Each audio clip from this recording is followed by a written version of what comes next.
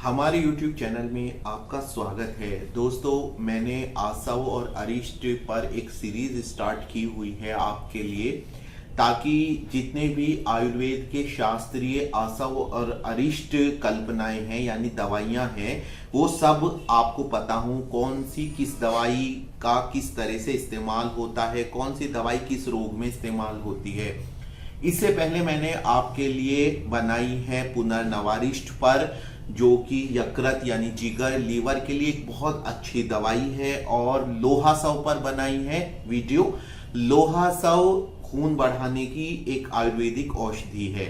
दशमूलारिष्ट पर भी मेरी वीडियो है, और दशमूलारिष्ट एक बहुत अच्छी दवाई है, एंटीऑक्सीडेंट है। तो ये तीन दवाइयों को मैं कवर कर चुका हूं ऑलरेडी। अगर आप ये वीडियो देखना चाहते हैं तो डिस्क्रिप्शन बॉक्स में इनका लिंक दिया गया है, या फिर आप ऊपर क्लिक कर सकते हैं लिंक पर, वहां से भी आप मेरी वीडियोस पर पहुंच सकते हैं। अगर आप आयुर्वेद के सभी शास्त्रीय योगों के बारे में जानना चाहते हैं, या फिर कह सकते हैं कि जो हमारे प्राचीन ग्रंथ हैं, भेषज रत्नावली, शार्ंगधर संहिता आदि, उनमें जो पुराने नुस्खे दिए गए हैं, जो दवाइयां मार्केट में अवेलेबल हैं, आयुर्वेद की शास्त्रीय दवाइयां यानी उन बुक से जो दवाइयां बनाई गई हैं, तो आप हमारे चैनल सब्सक्राइब कीजिए और बेल आइकन दबाना ना भूलें। वीडियो अच्छी लगे तो लाइक और शेयर कीजिए। तो आज की मेरी ये चौथी वीडियो है पुनर्नवारिष्ट, लोहासव और दशमूलारिष्ट के बाद आज चौथी वीडियो है मेरी सारस्वतारिष्ट पर। सारस्वतारिष्ट बुद्धि एवं स्मरण शक्तिवर्धक है, यानी ये याददाश्त बढ़ाने के लिए इस्तेमाल होने वाली आयुर्वेदिक दवाई है।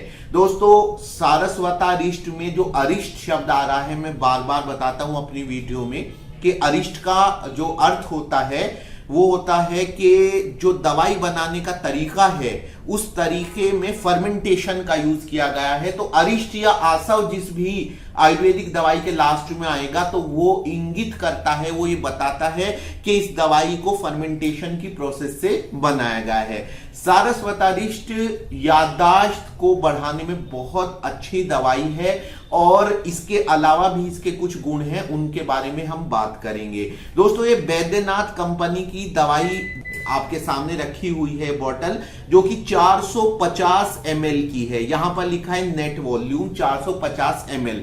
कंपनी नाम वैद्यनाथ हो सकता है, या फिर कहेंगे कि शास्त्रीय दवाई तो किसी भी कंपनी की आप यूज कर सकते हैं। ये कोई ऐसा रिव्यू नहीं कर रहा हूं मैं कि आपको वैद्यनाथ के बारे में बताऊंगा। मेरा जो तात्पर्य है वो सारस्वतारिष्ट से संबंधित है, तो मैं सिर्फ आपको सारस्वतारिष्ट के बारे में बताऊंगा। बाकी आप सारस्वतारिष्ट वैद्यनाथ का ले सकते हैं, धूत पापेश्वर का, ऊंझा का, बहुत सारी आयुर्वेदिक कंपनियां बनाती हैं। चूंकि ये आयुर्वेद की एक शास्त्रीय कल्पना है, शास्त्रीय योग है, तो इस पर किसी का पेटेंट नहीं है, कोई भी कंपनी इसको बना सकती है।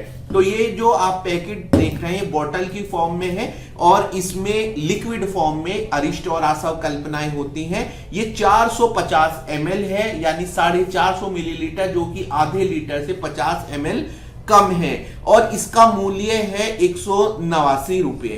तो ये तो हुई इसकी एक ओवरऑल जानकारी। आपको पता होना चाहिए कि मार्केट में जो सारस्वतारिष्ट मिल रहा है वो कितने ml में है, उसका क्या मूल्य है। लगभग 190 रुपये में आपको 450 ml की बोतल मिल जाएगी।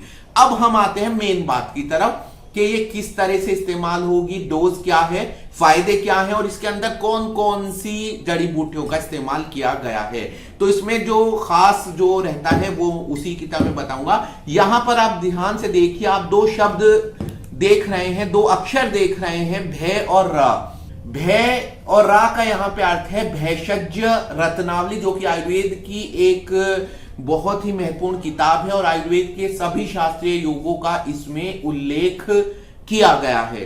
तो ये दवाई भेषज रत्नावली नाम के आयुर्वेदिक ग्रंथ से ली गई है, और इसमें ये जड़ी बूटियां हैं। जड़ी बूटियां बड़ा इंटरेस्टिंग फैक्टर होता है एक दवाई के बारे में, तो मैं आपको बताऊंगा इसमें कौन कौन सी हैं। इसके हर 10 ml में जो जड़ी बूटियां हैं, यानी इसके अंदर जो जड़ी बूटियां डाली गई हैं, वो पहली है बैकोपा मोनियरी, जो कि ब्राह्मी नाम से प्रचलित है। ये ही मेन दवाई है जिसके नाम पे इसका नाम पड़ा है, और ये ही याददाश्त बढ़ाने के लिए इस्तेमाल होती है। इसके अलावा आपने ब्राह्मी की अलग से टेबलेट्स भी बाजार में देखी होंगी।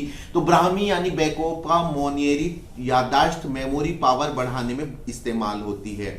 दूसरी इसमें एस्पेरेगस रेसिमोसस यानी शतावरी है, और मेन मैं आपको बता देता हूं, इसमें सोंठ है, खस है, और वचा है, और हरीतकी है, विभीतकी है, इसके अलावा पिपली है इसमें, और दालचीनी है। तो ये सब इसमें आप देख सकते हैं। विदानिया सोमनिफेरा यानी अश्वगंधा का इसमें इस्तेमाल किया गया है, और ये धाई फूल है इसके अंदर। कैलेमस की एक और प्रजाति का भी इसमें इस्तेमाल किया गया है। तो ये सारी जड़ी बूटियां यहाँ पर लिखी गई हैं। इसके अलावा टिनोस्पोरा कॉर्डिफोलिया है इसमें, जिसको गुडुची कहा जाता है, और जो बहुत अच्छी इम्यूनिटी पावर बढ़ाने की दवाई है। तो ये सब इसके इंग्रेडिएंट्स है, और इनका जो रेफरेंस लिया गया है सबका भेषज रत्नावली से लिया गया है। दोस्तों, अगर आप परेशान हैं किसी भी सेक्स से जुड़ी हुई समस्या से लेकर के, लिंग छोटा है, काम की इच्छा नहीं होती है, सेक्स की इच्छा नहीं होती है, लिंग में ढीलापन रहता है, जल्दी शीघ्र पतन हो जाता है, यानी कि वीर्य जल्दी निकल जाता है, तो है हमारे पास सॉल्यूशन। ये है एक ऑनलाइन क्लिनिक जिसका नाम है गोक्यूरेबल।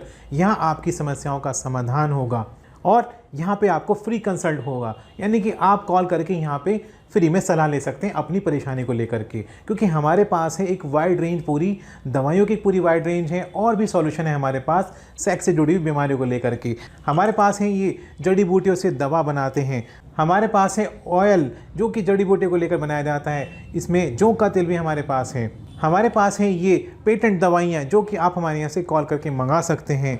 साथ ही साथ ये स्लीव्स हमारे पास अवेलेबल हैं, जिनको पहनने से आप अपने लिंग को तुरंत बड़ा कर सकते हैं और सेक्स का आनंद ले सकते हैं।